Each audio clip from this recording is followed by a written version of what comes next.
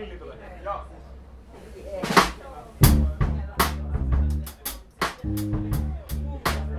Sovittiin silleen. Meillä on vielä alkuviikosta ajateltiin, että otetaan PA-keikalle, mutta sitten tuli tämmöiset hitomaiset pakkaset, että mikä auto ei käynnisty. Ei kenenkään, eikä piäkkään. Koska ei auto ei pidä käyttää tämmöisiä keskiä, se on ihan vitu hirveetä. Niin sen takia meillä ei ole PA:ta keikalla, mutta ennen kuin me päätettiin se, että meillä ei ole PA:ta keikalla, niin me päätettiin, että tää on se kohta, kun spiikataan. Ja sen takia spiikkaan tässä teille. Voisin esitellä teille orkesterin tässä välissä esimerkiksi.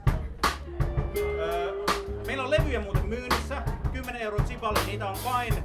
Tällä hetkellä taitaa olla enää 14 tai 13 tai 12 tai 11 tai 10 kappaletta jäljellä. Ne menee tosi nopeasti, näitä menee tosi paljon. Meitä saa keikan jälkeen. Mobile pay ja cash only please. Ja Minuutta saa jo nyt! ja eikä siinä kaikki. Nymanen Jani on piraattimyyjä, älkää luottako siihen.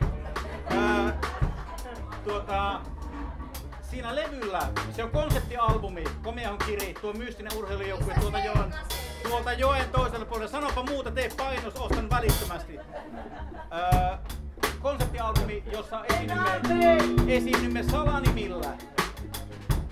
Joten esittelen meidät salanimillä. Minä olen Seppo Estikinen. Hyvää päivää.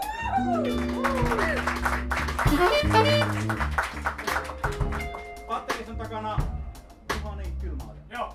Juhani Kylmäoja! Jee! Ja bassossa Toivo Kekkonen.